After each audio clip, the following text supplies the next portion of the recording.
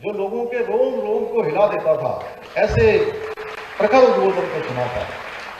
आपके ओजस्वी उद्बोधन ने मेरे जैसे लाखों लाख लोगों को हृदय की गहराइयों तक प्रभावित करने का काम किया था। आपके उन ओजस्वी वचनों में, आपके एक संकल्प में इतनी बड़ी शक्ति थी कि 22 जनवरी को करोड़ों करोड़ देशवासियों को, रामलला को उनकी जन्मस्थली पर विराजमान करने का संकल्प पूरा होने जा रहा है। क्योंकि हम सब लोग लंबे समय से इस बात की प्रतीक्षा कर रहे थे और उस समय कहते थे रामलला हम आएंगे, मंदिर वहीं बनाएंगे और रामलला वहां विराजमान होने जा रहे हैं। रामलला उस समय अपने जन्म स्थान पर विराजमान हो रहे हैं जब सनातन संस्कृति का जो परचम है चारों ओर लहरा रहा है, पूरे विश्व में लहरा रहा है। जब चांद पर भारत का चंद्रयान उतर चुका है, जब सूर्य के चारों ओर आदित्य L1 चक्कर लगा रहा है, जब पूरा विश्व भारत की बात कर रहा है, आज पूरा विश्व भारत के रुख का हर घटना में इंतजार कर रहा है, जब सनातन का भगवा ध्वज चारों ओर फिर से लहरा रहा है, हम दुनिया को कोरोना से मुक्त वैक्सीन प्रदान करने में सक्षम हो चुके हैं, जब हम सफलतम जी सम्मेलन की अध्यक्षता करने में भी सफल हो गए हैं, जब हमारे देश के नेतृत्व का लोहा आज पूरा विश्व मान रहा है। आदरणीय भाई बहनों, हमारे प्रधानमंत्री मोदी जी के नेतृत्व में हम गुलामी की मानसिकता से बाहर आ रहे हैं। इसका परिणाम आप सभी के सामने है। जब हम काशी में बाबा विश्वनाथ के मंदिर का भव्य कॉरिडोर का बनना हो, उज्जैन में महाकाल लोक का बनना हो, या देवभूमि उत्तराखंड में केदारनाथ जी का नवनिर्माण हो, केदारनाथ जी का पुनर्निर्माण हो, भगवान बद्री विशाल का मास्टर प्लान हो, या केदारनाथ और हेमकुंड साहब जाने के लिए रोपवे का शिलान्यास हो, ये सारे के सारे काम आज हमारी सनातन संस्कृति का संरक्षण और संवर्धन कर रहे हैं। आप सभी बताइए कि अयोध्या में राम मंदिर बनने की आपको कितनी खुशी है? खुशी है क्या?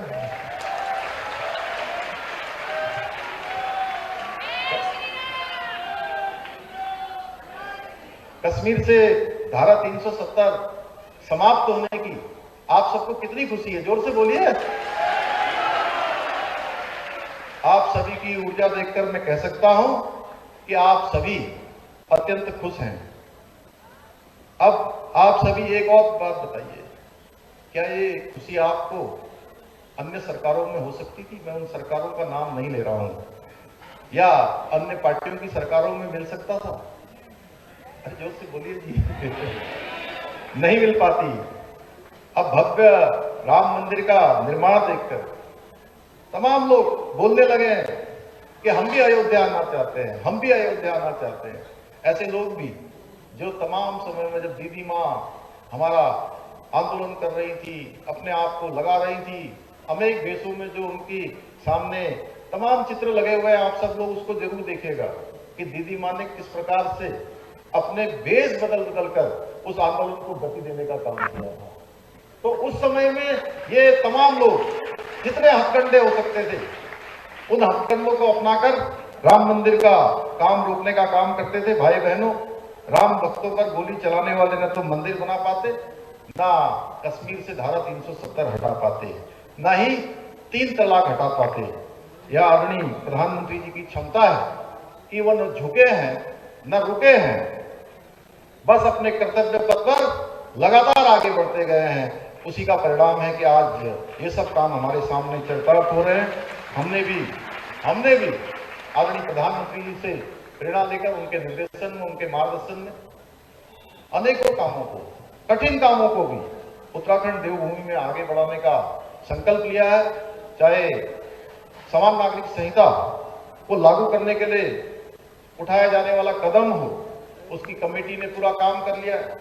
कुछ समय बाद ही हमको ड्राफ्ट मिलने वाला है नए वर्ष में, हम उस पर भी आगे बढ़ेंगे और समान नागरिक संहिता लागू करने का जो विधान है, जब उसको हम अपने विधानसभा में लाकर उसकी कार्रवाई को आगे बढ़ाएंगे। धर्मांतरण रोकने के लिए हमने देश का कठोरतम धर्मांतर विधेयक भी विधानसभा के अंदर बनाया है, नकल रोकने के लिए बच्चों के, या लैंड जिहाद या लव जिहाद को रोकने सहित कई मुद्दों को हल करने के लिए हमने कड़े कानून बनाए हैं।